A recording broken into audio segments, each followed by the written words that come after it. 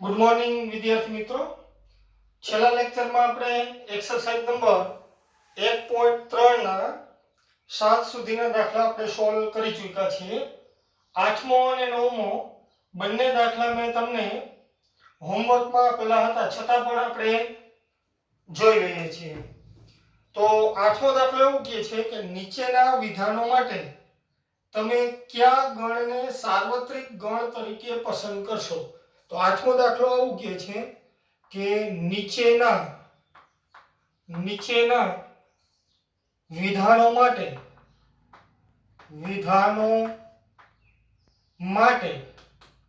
તમે કયા ગણને સાર્વત્રિક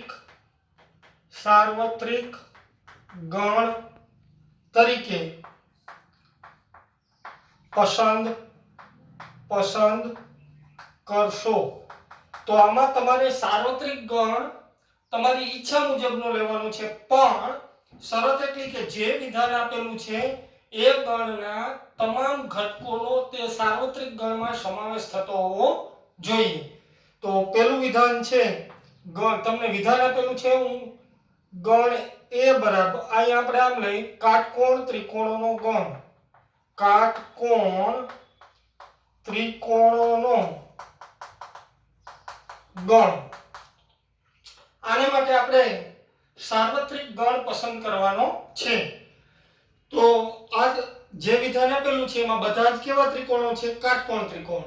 તો હવે એના માટે હું એક ગણ પસંદ કરું છું. જુઓ, ગણ એ બરાબર x, જ્યાં x એ સમતલમાં આવેલ કોઈ પણ ત્રિકોણ છે.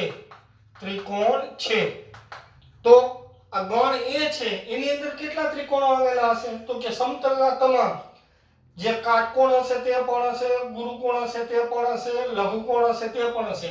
આ બધા જ ત્રિકોણોનો ગણ છે. એમાં કાટકોણ ત્રિકોણ ઓલરેડી આવી જાય. તો આ ગણ એ છે એ આ વિધાન માટે સાર્વત્રિક ગણ થયો, કારણ કે આ વિધાનના તમામ ગણો ગણ એ ની અંદર સમાવેશ થઈ જાય છે. તેથી ગણ એ આપેલ વિધાન એટલે કે આપેલ ગણનો સાર્વત્રિક ગણ થયો, અને અધિગણ પણ તમે કહી શકો. બીજું આપેલું છે 8માનું બીજું, સમદ્વિભુજ ત્રિકોણોનો ગણ, સમદ્વિભુજ ત્રિકોણોનો ગણ. આવું તમને વિધાન આપેલું છે.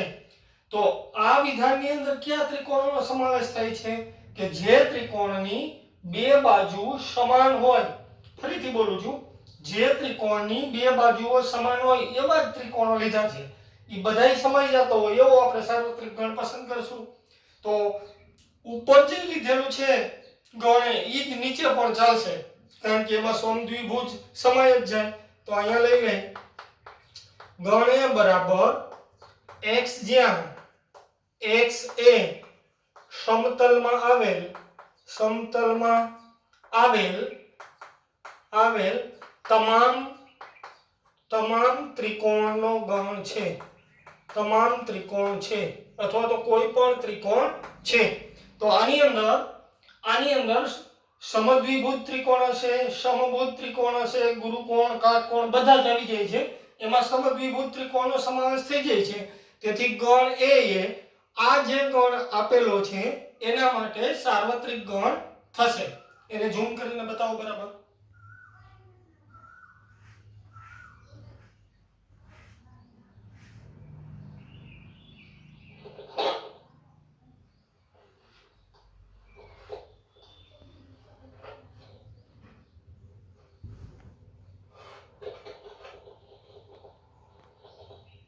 રેડી? ચાલો હવે આગળ વધીએ ઉદાહરણ નંબર દાખલા નંબર 9 ઉપર.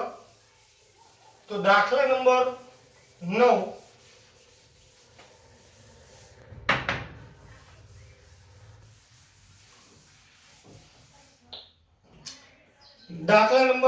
તમને આવું આપેલું છે, ગણ એ બરાબર 135 ગણ એ બરાબર 1 3 5, ગણ બી બરાબર 2 4 6, ગણ સી બરાબર 0 2 4 6 8 આપેલ ગણ છે. આપેલ ગણ છે.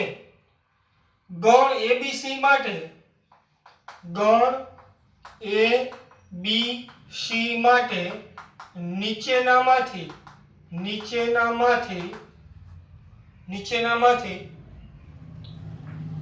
કયા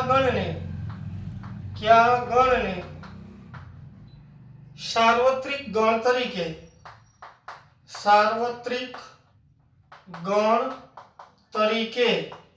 તરીકે લઈ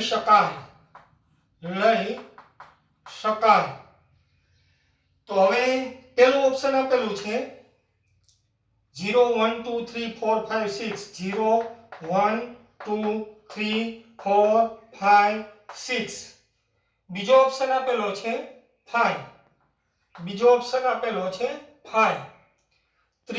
આપેલો છે 0 1 2 3 4 5 6 7 8 9 અને 10.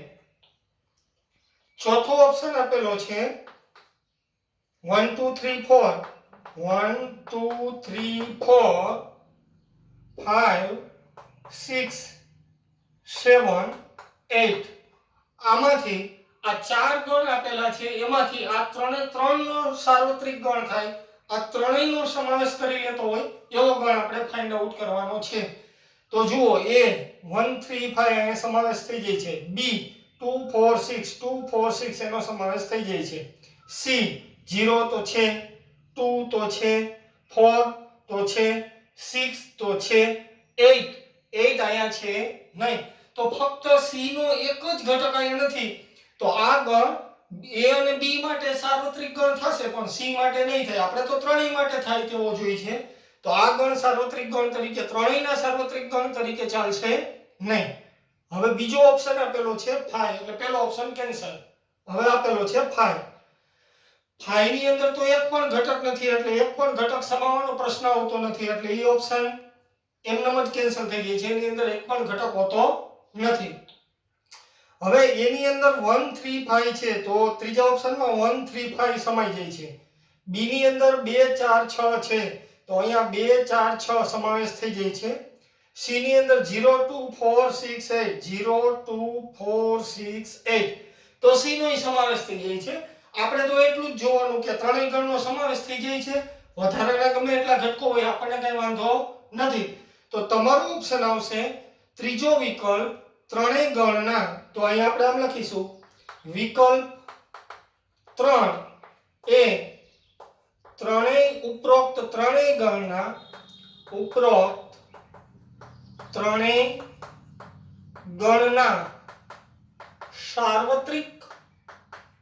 સાર્વત્રિક ગણ તરીકે લઈ શકાય. ચોથો પાછો નહીં આવે. જુઓ અહીંયા 0 નથી, સી નો સમાવેશ નહીં થાય બરાબર, એટલે ચોથો ગણ આવશે નહીં. તો વિકલ્પ 3 એ ઉપરોક્ત ત્રણેય ગણના સાર્વત્રિક ગણ તરીકે લઈ શકાય. અને ઝૂમ કરીને બતાવો.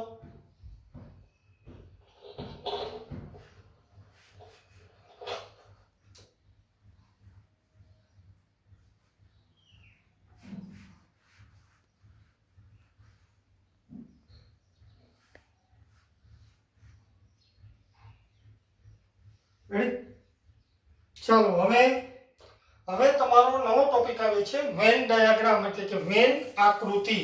ગણને આકૃતિમાં કેવી રીતે દર્શાવી શકાય.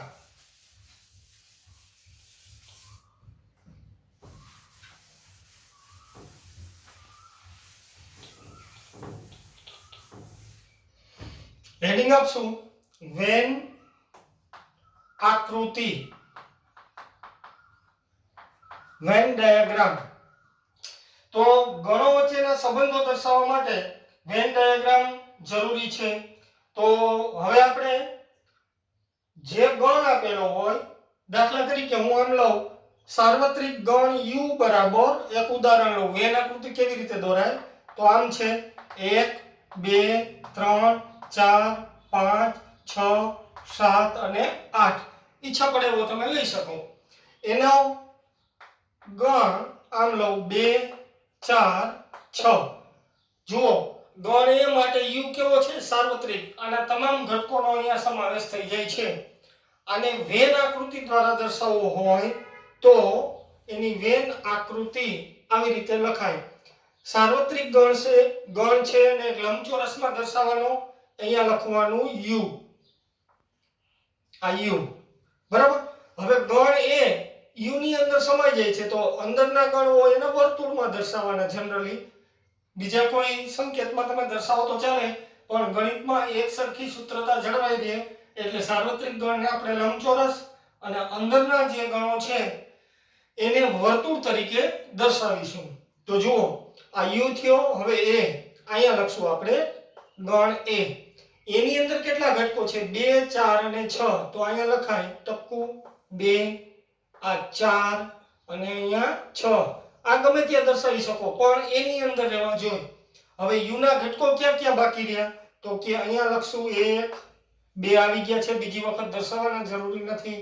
અહીંયા લખશું 3 4 આવી ગયા છે. પછી 5 તો અહીંયા લખશું 5, પછી 6 આવી ગયા છે, અહીંયા લખશું 7, અહીંયા લખશું 8. ગમે તે દર્શાવી શકો પણ એની બહાર હોવા જોઈએ. તો આ તમારી વેન આકૃતિ થઈ, વેન આકૃતિ થઈ. રેડી? તો આને વેન આકૃતિ કહેવાય. આ ગણની વેન આકૃતિ મેં દર્શાવી દીધી. અને ઝૂમ કરીને બતાવો. હજી આપણે થોડા વધારે ઉદાહરણ લેશું આમાંનામાં.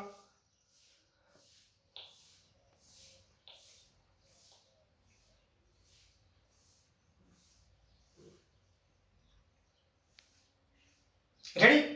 હવે જુઓ દાખલા તરીકે આ ગણ આમનો આપેલો હોત અને આની જગ્યાએ હું થોડો ફેરફાર કરું છું.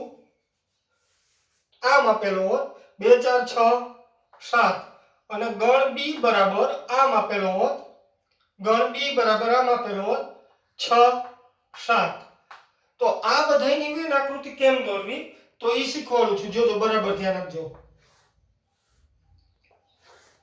અહીંયા લખશું આપણે u સાર્વત્રિક ગણ બરાબર છે. હવે ગણ એ ઈ b ને સમાવી લે છે એટલે અહીંયા પહેલા મોટો ગણ a, એની અંદર એક નાનો ગણ લેશું આ b. b ની અંદર કયા ઘટકો છે તો કે 6 અને બીજો ઘટક છે આ 7. એની અંદર હવે કોણ બાકી રહ્યું તો કે અહીંયા 2, અહીંયા લખશું 4. હવે ક્યાં ક્યાં ઘટકો બાકી રહ્યા તો કે 1 બાકી રહી ગયો છે, 2 આવી ગયો, 3 બાકી રહી ગયો છે, 4 આવી ગયો, 5 બાકી રહી ગયો છે, 6 આવી ગયો, 7 આવી ગયો અને 8 બાકી રહી ગયો છે. તો આ આવી રીતે ગણ આપેલો હોય તો એની વેન આકૃતિ છે. આ ગણ b છે, બરાબર ધ્યાન આપજો. એના બે ઘટકો 6 અને 7 b ની અંદર છે. એના ઘટકો જો આ a ની અંદર બધા આવી ગયા છે 2 4 6 7, આ બધા એની અંદર તો છે જ. હવે આ બે માં નથી એવા જો u માં છે, u ના તમામ ઘટકો આની અંદર સમાવેશ થઈ ગયેલો છે. અને ઝૂમ કરીને બતાવો.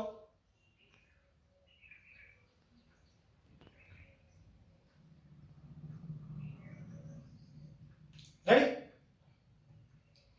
તો આ વેન આકૃતિ દ્વારા ગણને દર્શાવી લીધો. તો આમાં શું થાય તો કે b જ્યારે a નો ઉપગણ હોય ત્યારે b ની અંદર એનો સમાવેશ થાય છે. હવે આગળ ઉપર આપણે વેન આકૃતિ દોરશું. હજી દાખલા તરીકે આમ આપ્યું હોત કે આગળ એક ઉદાહરણ લઈએ, નવું જ ઉદાહરણ આપણે પસંદ કરીએ. દાખલા તરીકે સાર્વત્રિક ગણ u બરાબર a b c d e આવું આપેલું છે. ગણ a બરાબર તમને આપેલો છે a બરાબર, અને ગણ b બરાબર તમને આપેલો છે d e. આમ જુદું જુદું આપેલું છે તો કાંઈ ડરવાની જરૂર નથી. અહીંથી આપણે આ વેન આકૃતિ દર્શાવશું. સાર્વત્રિક ગણ આને કહેશું યુ. અહીંયા લખશું એ, અહીંયા લખશું બી. આ ગણ એ થયો, આ કયો થયો બી. એની અંદર કયો ઘટક છે એ, તો એક જ દર્શાવો. બી ની અંદર કયા ઘટકો છે ડી અને ઈ, તો ઈ દર્શાવો. હવે અહીંથી શરૂઆત કરો. એ બી આવી ગયો નથી આવ્યો તો અહીંયા દર્શાવવો પડે, યુ માં છે. સી આવી ગયો નથી આવ્યો તો અહીંયા ગમે ત્યાં દર્શાવી દો, અહીંયા ગમે ત્યાં ચાલે. સ્થાનનું મહત્વ નથી, પણ સ્થાનનું મહત્વ ઈ સંદર્ભમાં છે કે જે ગણમાં હોય એની અંદર જ દર્શાવવાનું, એથી બહાર તમે દર્શાવી શકો નહીં. હવે કોઈ બાકી રહે છે ડી અને ઈ ના, ઈ આવી ગયા. ગણમાં ઘટક એક જ વખત લખવો જરૂરી છે. કેટલી વખત લખવો જરૂરી છે એટલે આપણે એને બીજી વખત દર્શાવતા નથી. તો આ ઉપરોક્ત ઉદાહરણની વેન આકૃતિ થઈ ગઈ. તો હવે તમને પ્રશ્ન થતો હોય કે સાહેબ બંને ગણમાં અહીંયા કોમન ઘટક હોય ત્યારે કેવી રીતે વેન આકૃતિ દર્શાવવી? જ્યારે કોમન ઘટક ન હોય એક પણ તો કેવી રીતે દર્શાવવી? તો આગળ ઉપર આના ગણ ક્રિયાઓના ગુણધર્મો આવે છે એ આપણે શીખી લઈશું. ત્યારબાદ ગમે તેવો દાખલો આપેલો હશે તો તેની વેન આકૃતિ આપણે દોરી શકીશું. અને ઝૂમ કરીને બતાવો.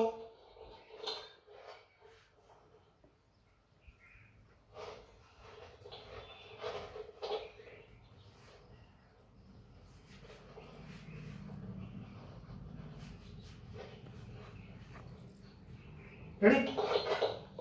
ચાલો હવે ત્યારબાદ તમારા ટેક્સ્ટ બુકના પેજ નંબર 16 ઉપર હવે આપણે જેની ચર્ચા કરતા હતા એ ગણ ક્રિયાઓની વ્યાખ્યાઓ શરૂ થાય છે અને એના ગુણધર્મો શરૂ થાય છે. તો આપણે હેડિંગ આપીશું ગણ ક્રિયાઓ. ગણ ક્રિયાઓ. જો પહેલા જ લેક્ચરની અંદર મેં તમને સંકેતો શીખવાડી દીધા હતા, તે સંકેતોનો હવે અહીંયા ઉપયોગ કરીશું. યોગ ગણ. યોગ ગણ એને સંકેતમાં યુ વડે દર્શાવાય. સાર્વત્રિક ગણને યુ વડે દર્શાવાય પણ એ કેપિટલ યુ છે. તો આ સ્મોલ યુ એટલે ઉપર આડી લીટી નહીં કરી, બસ એટલો ફેરફાર થશે. તો એની વ્યાખ્યા છે, ધારો કે કોઈક, ધારો કે એ અને બી, એ અને બી કોઈ પણ ગણ છે. એ અને બી કોઈ પણ ગણ છે તો ગણ એ અને ગણ બી નો યોગ ગણ એટલે ગણ એમાં હોય તથા ગણ બી માં હોય તથા બંનેમાં હોય તેવા ઘટકોથી બનતા ગણને ગણ એ તથા ગણ બી નો યોગ ગણ કહેવાય. સંકેતમાં તેને એ યુનિયન બી અથવા તો આમ વંચાય એ યોગ ગણ બી વડે દર્શાવાય છે. ફરીથી બોલું છું. ધારો કે એ અને બી કોઈ પણ ગણ છે તો ગણ એ અને ગણ બી માં ગણ એ અને ગણ બી નો યોગ ગણ એટલે ગણ એમાં હોય તથા ગણ બી માં હોય તથા બંનેમાં હોય તેવા ઘટકોથી બનતા ગણને ગણ એ અને ગણ બી નો યોગ ગણ કહેવાય. અથવા તો તમે આને આમ લખી શકો, ગણ એમાં હોય અથવા ગણ બી માં હોય અથવા બંનેમાં હોય તે સહિત તમામ ઘટકોના ગણને ગણ એ અને ગણ બી નો યોગ ગણ કહેવાય. તો અહીંયા તથાની જગ્યાએ તમે આ શબ્દ ઉપયોગ કરી શકો અથવા ગણ બી માં હોય, અથવા તથાની જગ્યાએ આમ પણ શબ્દ ઉપયોગ કરી શકો, અથવા બંનેમાં હોય તેવા ઘટકોથી બનતા ગણને ગણ એ તથા ગણ બી નો યોગ ગણ કહેવાય. સંકેતમાં તેને એ યોગ બી, ફરીથી બોલું છું, સંકેત મેં તમને શીખવાડી દીધા છે.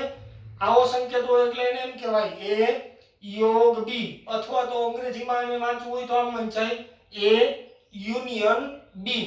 યુનિયન એટલે ભેગું કરવું, યોગ કરવો, સરવાળો કરવો, એકઠું કરવું, આનો અર્થ એવો થાય. હવે એક ઉદાહરણ લો. ફોર એક્ઝામ્પલ, ગણ એ બરાબર 1 2 7, બી બરાબર 2 3 9, તો એ યોગ બી મેળવો. તો સાવ સરળ છે, કાંઈ નથી.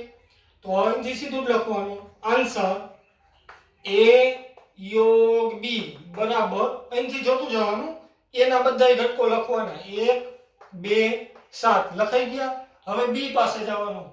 બી માં આ ઘટક 2 છે એ અહીં આવી ગયો છે એટલે બીજી વખત લખવાની જરૂર નથી. હવે કોણ કોણ બાકી રહ્યા? 3 અને 9, તો અહીંયા લખશું 3 અને 9. આ તમારો એ યોગ બી આવી ગયો. ઝૂમ કરીને બતાવો.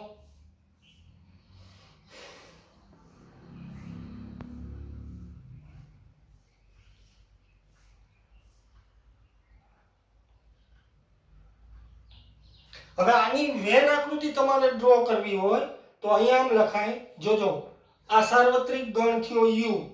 હવે આપણે કાંઈ આપેલો નથી એટલે એને યુ તરીકે લેશું, બ્રહ્માંડ તરીકે. એ પછી આ બી, અહીંયા લખીએ એ, અહીંયા લખીએ બી. એની અંદર ક્યાં ક્યાં ઘટકો છે? 1 2 7. 1 2 બંનેમાં છે એટલે 2 કોમન લખશું, અહીંયા લખશું 7 7, 2 આવી ગયા, અહીંયા લખશું 3 અને 9. આ એ યોગ બીજો ઘાટો કરું છું ને ચોકથી, આટલો ભાગ જે છે આ ઘાટો થયેલો ભાગ, આને એ યોગ બી કહેવાય. એ યોગ બી એની વેન આકૃતિ છે. એને ઝૂમ કરીને બતાવો.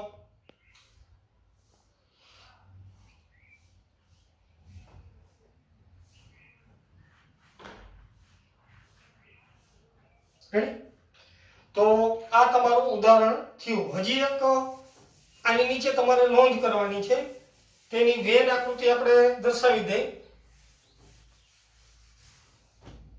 તથા તેની વેન આકૃતિ નીચે મુજબ થાય. નીચે મુજબ થાય. તો અહીંયા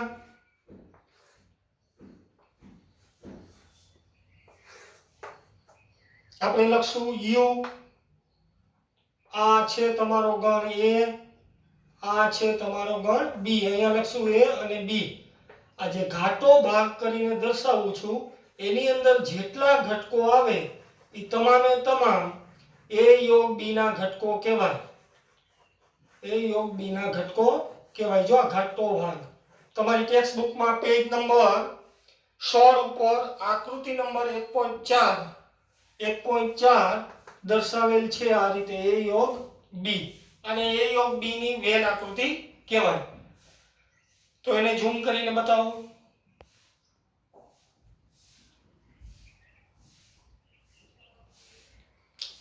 હવે જુઓ, જોયું?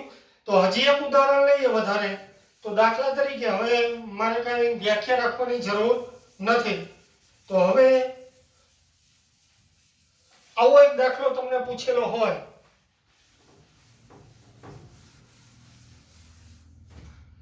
કે ફોર એક્ઝામ્પલ, ગણ એ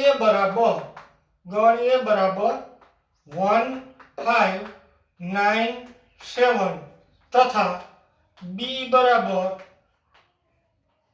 7, આમ જ આપ્યું છે 10 11 12. તો એ યોગ બી મેળવો. જો તમને અહીંયા ખ્યાલ આવશે, એ અને બી પરસ્પર અલગ ગણ છે, એ આપણે આગળ ઉપર શીખીશું. એ યોગ બી મેળવવો છે તો એ યોગ બી બરાબર તમારો જવાબ આવો થાય 1 5 9 7. અહીંથી બધા ઘટકો આવી ગયા. હવે બીજા અહીંથી જે અહીંયા રિપીટ ન થવા જોઈએ બાકી લખતા જાઓ 10 11 12 આ તમારો જવાબ આવી ગયો આમાં ક્યાં વાત છે કઈ એકદમ સહેલું છે ઝૂમ કરીને બતાવો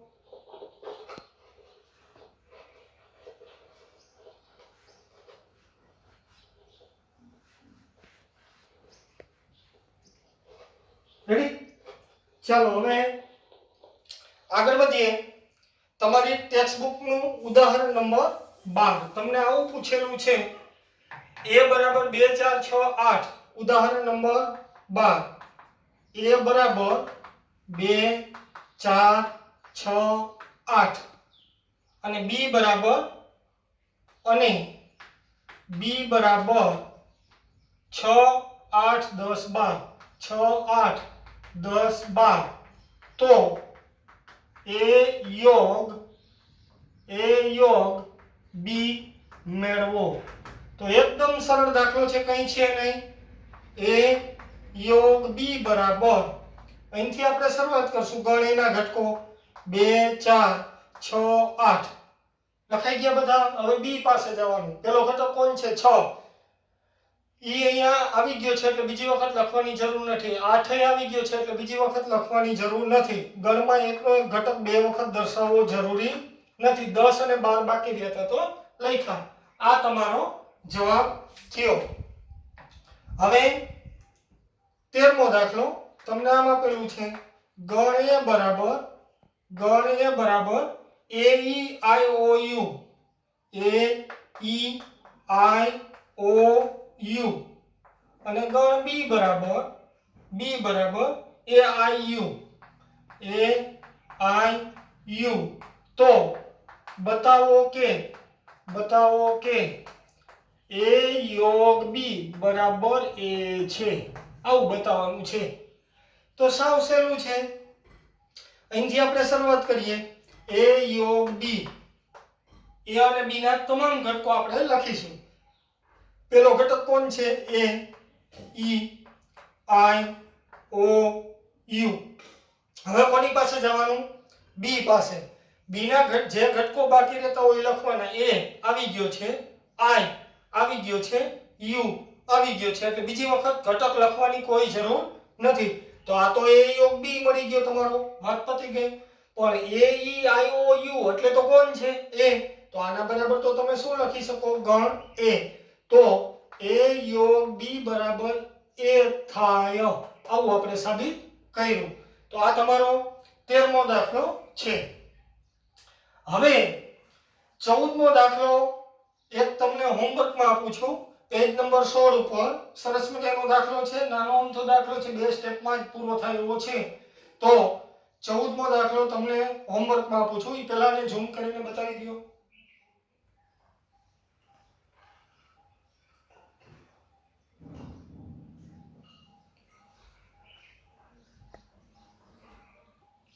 બરાબર તો હવે આવે છે યોગ ક્રિયાના ગુણધર્મો પણ આજે આપણે યોગ ક્રિયાના ગુણધર્મો ઉપર આગળ નહીં વધીએ આજે આપણે કઈ બાબતો શીખાય અને રિવાઇઝ કરી લઈએ તો પહેલા તો મેં એક્સરસાઇઝ નંબર 1.3 નો 8મો અને 9મો દાખલો તમને સોલ્વ કરાવ્યો બરાબર ત્યારબાદ આપણે કોઈ પણ ગણ આપેલા હોય તો એને વેન આકૃતિ દ્વારા કેવી રીતે રજૂ કરવા એના થોડાક ઉદાહરણો લઈ અને મેં તમને સમજાવ્યું તો હજી વધારે ગમે એવા ગણ આપેલા હોય તો એને વેન આકૃતિ દ્વારા કઈ રીતે દર્શાવી શકાય એ આપણે ગણ ક્રિયાના ગુણધર્મો શીખ્યા બાદ આપણે રજૂ કરી શકશું તો વેન આકૃતિ આપણે શીખ્યા એમાં સાર્વત્રિક ગણની અંદર ગણને કેવી રીતે દર્શાવવો તે આપણે શીખ્યા ત્યારબાદ ગણ ક્રિયાઓની અંદર પહેલો પ્રકાર આપણે શીખ્યા યોગ ગણ તો કે બે ગણ આપેલા હોય એનો યોગ ગણ કેવી રીતે કરવો તો કે ગણ a માં હોય અથવા ગણ b માં હોય તેવા તમામ ઘટકો બંનેમાં હોય તે સહિત એક જ વખત લખવાના તો ગણ a માં હોય અથવા ગણ b માં હોય તેવા તમામ ઘટકોથી બનતા ગણને ગણ a તથા ગણ b નો યોગ ગણ કહેવાય ગણ a માં હોય અથવા ગણ b માં હોય જો અહીંયા ઉદાહરણ છે ગણ a માં હોય અથવા b માં હોય બેમાંથી એકમાં હોય એવા તમામ ઘટકોથી બનતા ગણને ગણ એ અને ગણ બી નો યોગ ગણ કહેવાય. સંકેતમાં તેને એ યોગ બી આવી રીતે એ યોગ બી અને વંચાય આમ એ યોગ બી અથવા તો તમે આમ વાંચી શકો એ યુનિયન બી વડે દર્શાવાય છે. તો હવે પછીનો મુદ્દો આવે છે યોગ ક્રિયાના કેટલાક ગુણધર્મો. એ આજે આપણે નહીં ચલાવીએ, આવતા લેક્ચરમાં એની વાત કરીશું. તો આજે અહીંયા સુધી ચલાવ્યું એમાં કાંઈ પણ ન સમજાણું હોય તો તમે કોમેન્ટ સેક્શનમાં મને પ્રશ્ન કરીને પૂછી શકો છો. રોજનું વર્ક રોજ કરજો. જેટલા લેક્ચર અહીંથી અપડેટ થાય રોજ અડધી કલાક બેસી જ જવાનું અને એ લેક્ચર જોઈ લેવાનો અને કંઠસ્થ કરી લેવાનો. કાંઈ પણ ન સમજાય તો તરત જ ક્વેશ્ચન કરીને મને પૂછી શકો છો, જેથી કરીને તમને ક્યાંય ક્વેરી ન રહે. તો આજે આપણે અહીંયા સુધી રાખીશું.